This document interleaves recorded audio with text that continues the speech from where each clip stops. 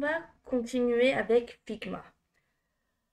Dans un monde numérique qui évolue constamment, il faut savoir que la conception d'interface utilisateur, c'est une compétence essentielle, que ce soit pour les développeurs qui souhaitent créer des expériences utilisateurs de qualité, ou bien pour les concepteurs UI.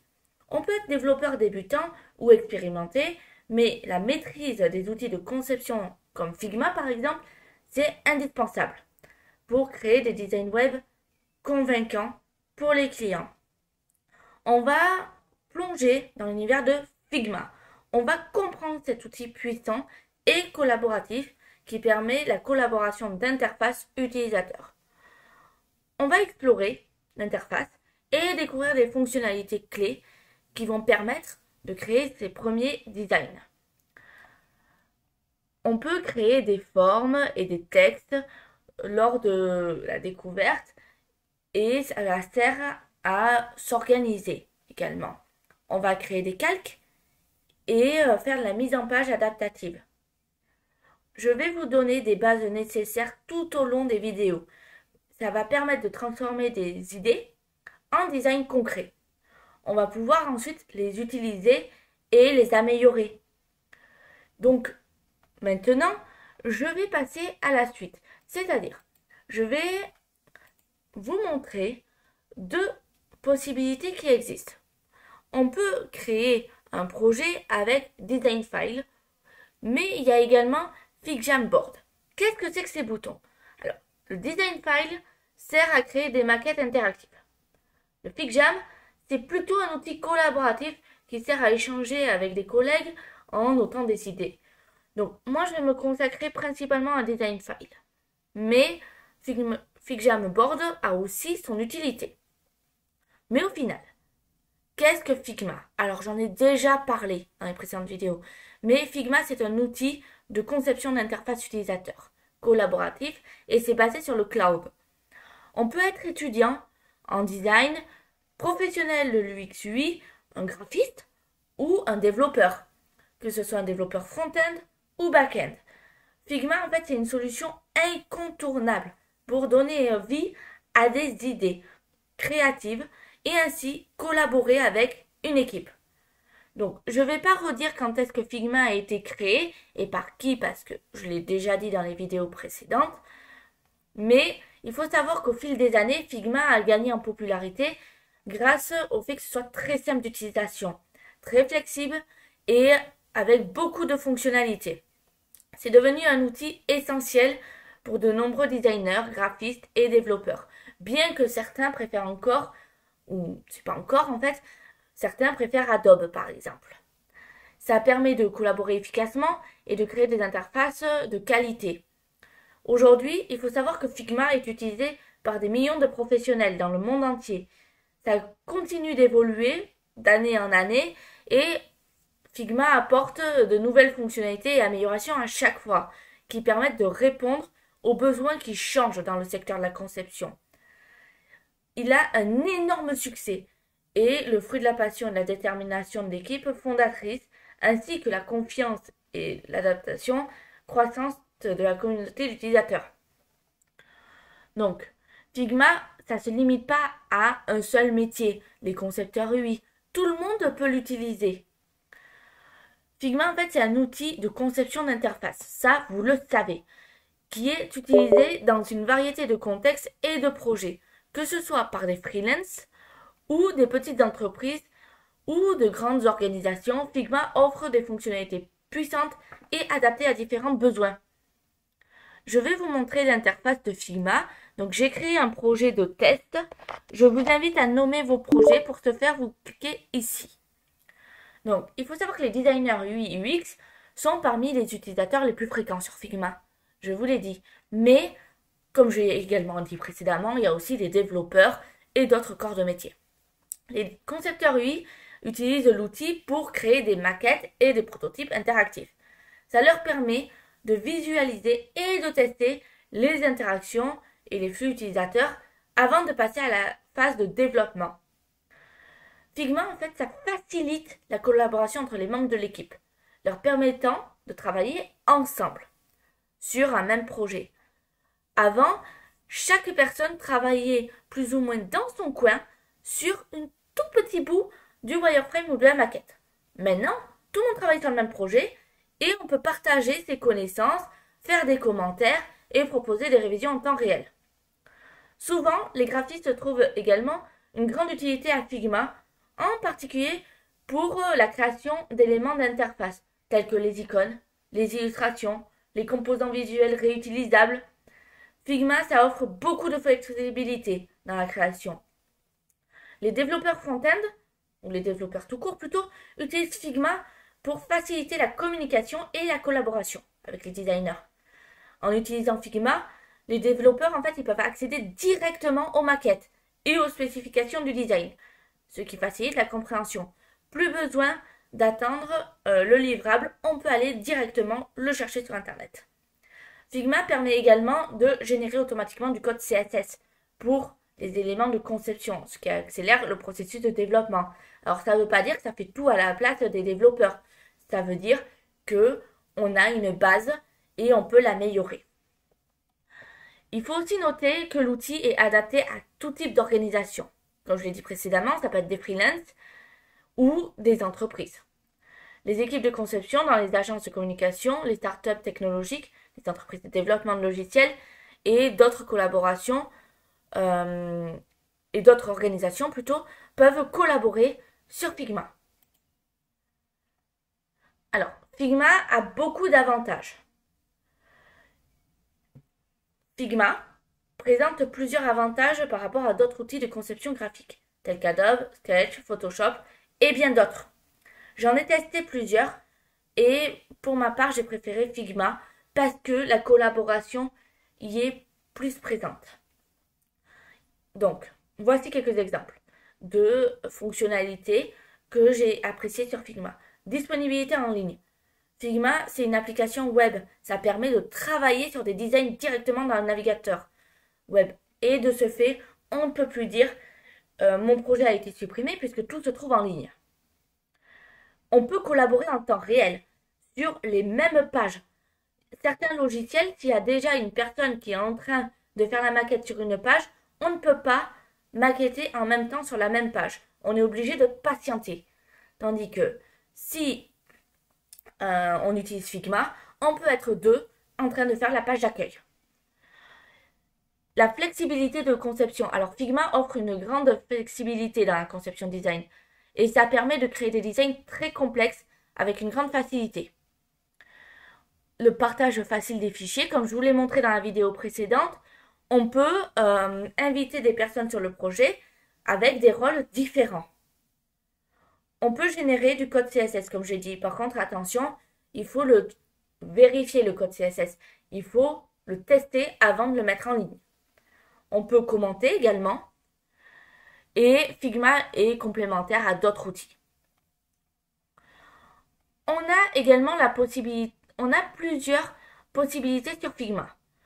Donc, pour ce faire, les designers, les équipes de conception utilisent plusieurs petits outils qui se trouvent un peu partout sur l'écran. Ça permet de visualiser ce que l'on rend au client. Donc, je vais vous montrer quelques petits trucs, mais on va continuer à voir au fur et à mesure. Tout d'abord, il faut savoir qu'on peut naviguer sur l'écran avec cette flèche. Donc là, pour l'heure, je ne peux pas tellement naviguer parce que je n'ai qu'un seul écran. Mais si j'avais plusieurs fenêtres, je pourrais me promener à droite et à gauche. Ensuite, Figma propose également une bibliothèque de ressources. Ça permet aux designers de stocker, gérer des éléments fréquemment utilisés, avec des icônes, des images, des polices, des couleurs, etc. On a également la gestion des versions, qui est une fonctionnalité essentielle qui permet aux utilisateurs de suivre et de gérer les différentes interactions sur le design. Les utilisateurs peuvent enregistrer des versions de leur travail à des moments clés du processus de conception. C'est un peu comme Git, c'est-à-dire on enregistre sa version.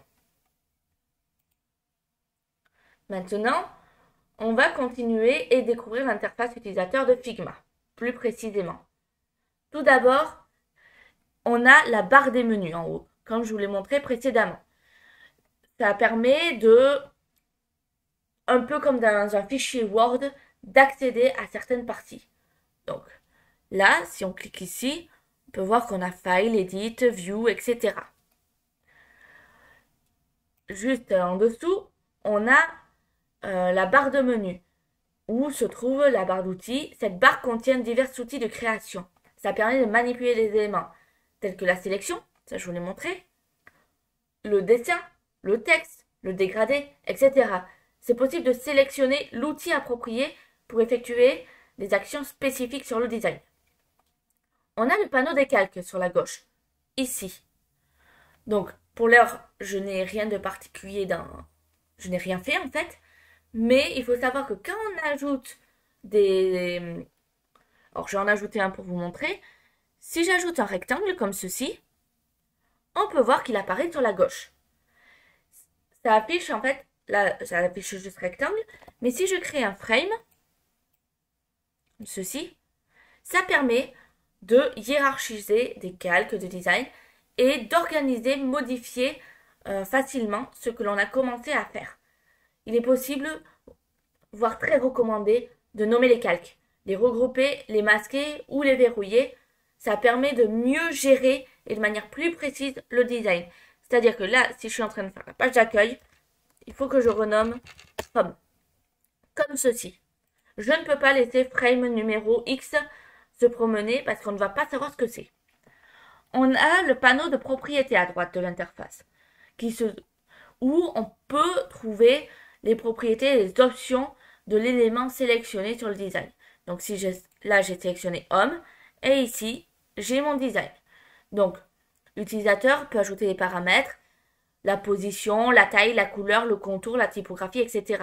de manière en utilisant ce panneau. Donc c'est-à-dire que si je veux changer la couleur, je fais ceci. Et là vous voyez j'ai changé la couleur. Donc on a la zone de travail comme je vous l'ai montré.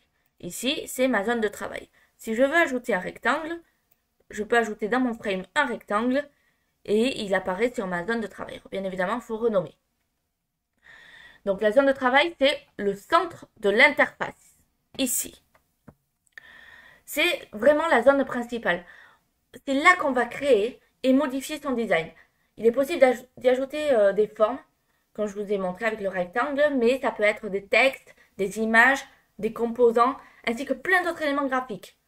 C'est également possible d'effectuer des opérations de déplacement, de redimensionner et de modifier directement dans la zone. C'est-à-dire que si mon rectangle, on va dire, est trop petit, je peux l'agrandir. On a la bibliothèque également, dans le coin supérieur gauche de l'interface. Alors, l'utilisateur aura accès au panneau de la bibliothèque, ce qui permet d'accéder à la bibliothèque personnelle de l'utilisateur. Et forcément de ce fait d'importer des composants prédéfinis. Ici. On a encore plusieurs éléments utiles sur la barre d'outils en haut. Donc, on a le sélecteur.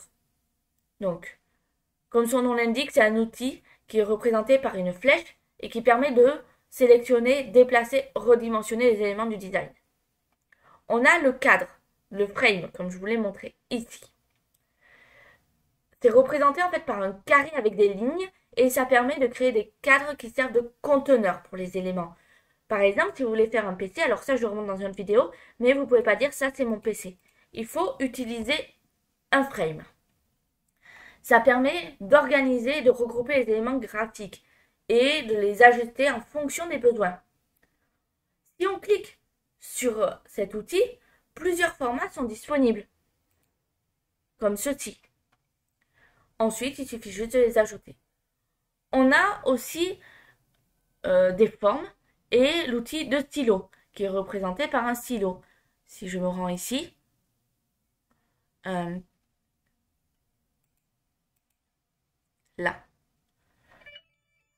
Ça permet de créer des formes personnalisées en dessinant en fait les courbes et les lignes. L'utilisateur peut créer des tracés complexes et les éditer en ajoutant les points d'ancrage des courbes. Si j'essaie, donc là,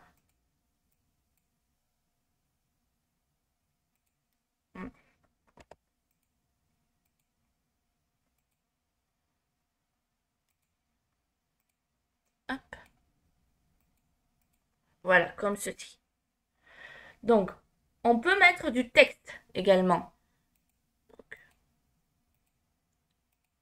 voilà. Donc ici, on peut mettre du texte comme ceci. Là, je peux écrire.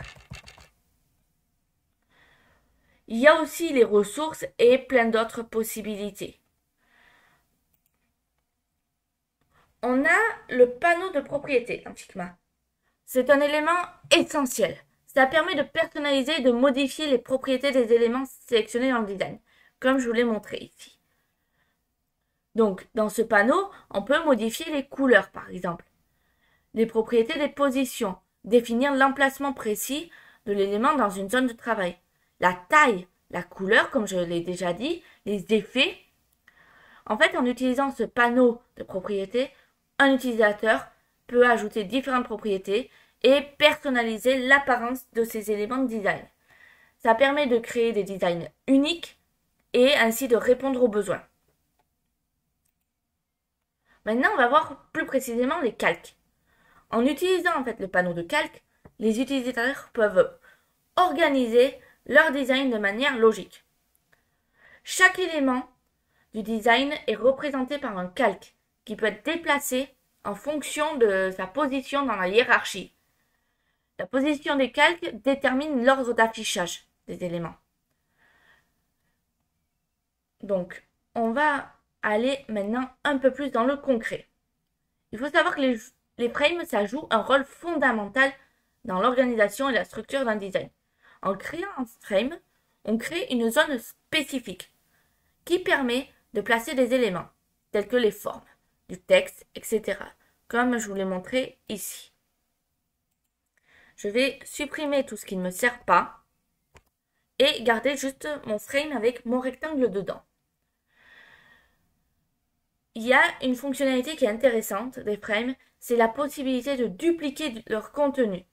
Ça permet de créer rapidement des variations de design en dupliquant un frame existant et en modifiant son contenu. Donc par exemple, si je veux dupliquer homme, je fais CTRL-C, CTRL-V. Et là, vous voyez, j'ai exactement la même chose dans l'un et dans l'autre. Pour créer une mise en page responsive, il est d'usage d'utiliser des repères. On peut utiliser les grilles, les colonnes et les rangées, selon ce qu'on a besoin. Mais maintenant, on sait que si on va à Frame, on peut choisir un outil préfet. De plus, il reste une dernière fonctionnalité intéressante, c'est ceci. Je vais mettre un texte, alors, comme ceci, et en cliquant sur Prototype et en choisissant mon texte, je peux le faire se déplacer vers une autre page. Alors, je vais renommer la seconde en 2. Ça ne veut rien dire, c'est pour l'exemple. Et là, si je regarde, j'ai F comme frame. Ici, j'ai te comme autre frame. Et j'ai homme comme dernier frame. Donc, F ne me sert pas. Et là, si je navigue avec l'outil, je peux passer d'une page à l'autre. Là, on a pas mal couvert une partie importante de Figma. Je vous laisse continuer, sachant que j'en reparlerai par la suite.